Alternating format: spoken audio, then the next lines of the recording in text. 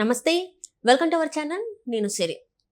ఒకప్పుడు గాలి జనార్దన్ రెడ్డి ఎవరో తెలియనన్న జగన్మోహన్ రెడ్డి గారు అయితే ఇప్పుడు తన బెంగళూరు ప్యాలెస్ లో అయితే ఇద్దరు ఒక చోట కూర్చొని భేటీ అయ్యారు. ఆ భేటీలో తన పార్టీని ఎలా కాపాడుకోవాలి ఏంటి, తన నేతల్ని ఎలా కాపాడుకోవాలి ఏంటి, ఒకవేళ పార్టీ విలీనం చేస్తే ఏ పార్టీలో చేయాలని అయితే ఒక చర్చ జరిగిందని చెప్పేసి అయితే వార్తలు వస్తున్నాయి. దీనికి సంబంధించి మరిన్ని విషయాలు మనకు తెలియజేయడానికి మనతో పాటు ఉన్నారు ప్రముఖ సీనియర్ జర్నలిస్ట్ దుర్గా కుమార్ గారు. నమస్కారం సార్. నమస్కారం మా సిరి, మన వీక్షకులు కూడా నమస్కారం సార్. ఇప్పుడు చూస్తున్నట్టయితే జగన్మోహన్ రెడ్డి గారు తన బెంగళూరు ప్యాలెస్ లో అయితే గాలి జనార్దన్ రెడ్డి గారితో భేటీ అయ్యారు. అంటే తన పార్టీకి సంబంధించి ఇంకా తన పార్టీ ఉంటుందో ఉడుతుందో తెలియని పరిస్థితుల్లో ఆయనే ఉన్నారు.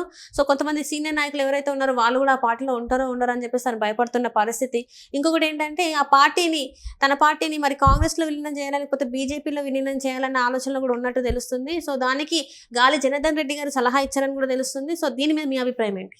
గాలి జనార్దన్ రెడ్డి గారు తెలియదని ఆయన సమాధానం చెప్పింది ఎప్పుడంటే, సిబిఐ కేసు ఎంక్వైరీ జరుగుతున్నప్పుడు ఇంటరాగేషన్లో ఏ అబద్ధమైనా చెప్తారు. ఆయన ఎప్పుడైనా చెప్పగలడు. ఇప్పుడు వివేకానంద రెడ్డి గారి మర్డర్ కేసులోనే చంద్రబాబు నాయుడు గారు, లోకేష్, వీళ్ళు బీటెక్ రవి, ఆదినారాయణ రెడ్డి గారు చంపాడని చెప్పాడు. ఆయన ఏదైనా చెప్పగలడు. కాబట్టి ఆయన చెప్పేయన్ని నిజాలు అనుకోవటానికి ఏం లేదు. ఆయన ఆ క్షణానికి ఏది తోస్తే అది మాట్లాడేస్తాడు. అట్లాగే మొన్న గతంలో చంద్రబాబు నాయుడు గారిని శాసనసభలో, నేను ఇంకొక 4 శాసనసభ్యులు కనుక నీ వాళ్ళని లాక్కుంటే నీకు ప్రతిపక్ష నాయకుడు గుర్తింపు కూడా ఉండదని చెప్పి మాట్లాడాడు. ఇప్పుడు ఏమంటున్నాడంటే ప్రతిపక్ష నాయకుడిగా గుర్తింపు ఉండాలంటే 10% సభ్యులు ఉండాల్సిన అవసరం కూడా లేదని ఇప్పుడు చెబుతున్నాడు. అప్పుడేమో నేను ఇంకొక 4 లాగేశానంటే నీకు ప్రతిపక్ష నాయకుడిగా గుర్తింపు అంటే 10%, 15% ఉండాలనేది ఆయనకు తెలుసు. కానీ ఇప్పుడు ఆయనకు అంత పర్సెంట్ రాలేదు కాబట్టి ఇవాళ ఈ మాటలు మాట్లాడుతున్నాడు. అంటే నేను ఎందుకు చెబుతున్నానంటే ఆయన ఏ క్షణానికి ఏ మాట అయినా జగన్మోహన్ రెడ్డి మాట్లాడగలగడానికి.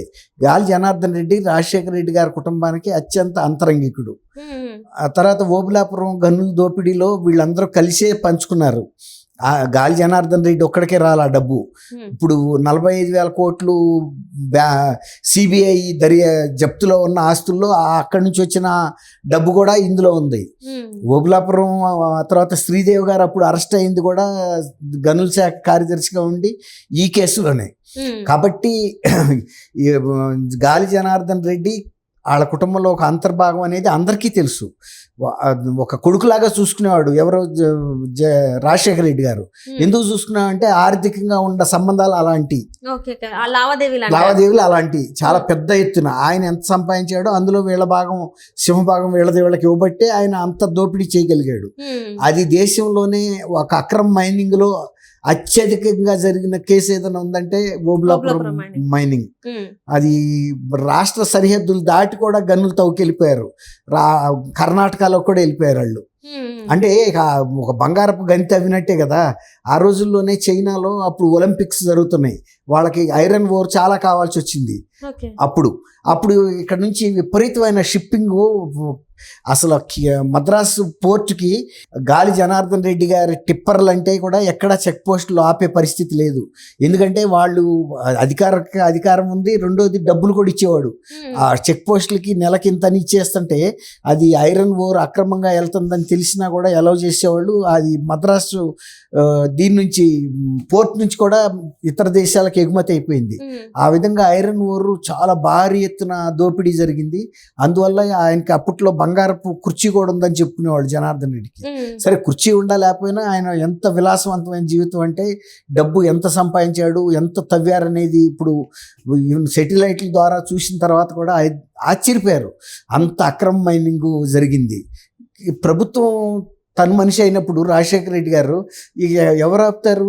పోలీస్ శాఖ ఆపదు, గనుల శాఖ ఆపదు, రెవెన్యూ శాఖ ఆపదు. కర్ణాటకలోకి వెళ్ళి తవ్వారంటే కర్ణాటకలో కూడా వీళ్ళకి రాజకీయంగా పలుకుబడి ఉంది. వీళ్ళ తమ్ముడు కర్ణాటకలో శాసనసభ్యుడిగా, మంత్రిగా కూడా చేశాడు, గాలి జనార్దన్ రెడ్డి తమ్ముడు.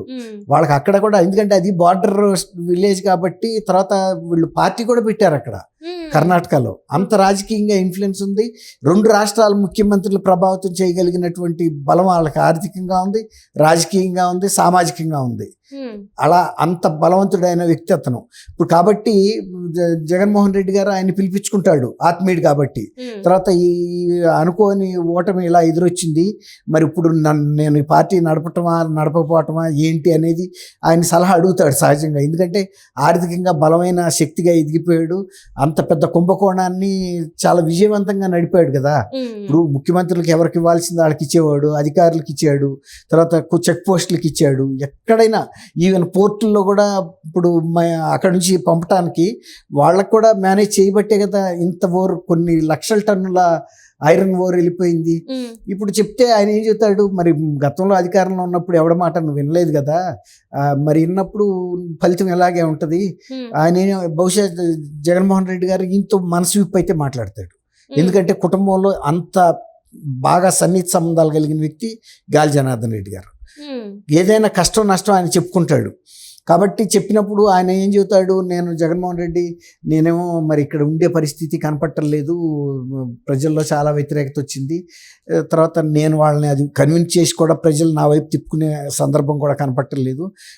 నా అనుయాయులు అనుకున్న బొత్స సత్యనారాయణ కానీ, తర్వాత ఆయన పుంగనూరు ఎమ్మెల్యే పెద్దిరెడ్డి రామచంద్రారెడ్డి, తర్వాత అట్లాంటి ముఖ్యులు అందరూ కూడా ముఖం సాటేస్తున్నారు, నన్ను కలవటానికి ఇష్టపడలేదు, ఇక అంత ముఖ్యులే మారిపోయినప్పుడు ఇక నేనేం చేయగలుగుతాను అనే ఉద్దేశం మీద అడుగుంటాడు. అయితే ఆయన కూడా ఏం చెప్పాడంటే, మరి అది వాస్తవం కదా, మరి నువ్వు కావాలంటే ఇటు ఎన్డీఏలో చేరితే ఎన్డీఏలో చేర్పించేసేయి ఆ సభ్యుల్ని, తర్వాత లేదంటే కాంగ్రెస్లో చేర్పించు, తను కూడా తన వంతు సహాయం చేస్తాడు. వీళ్ళకి ఈ రెండు పార్టీలతోనూ సన్నిహిత సంబంధాలు ఉన్నాయి, ఎన్డీఏతో రెండింటికి సంబంధాలు ఉన్నాయి.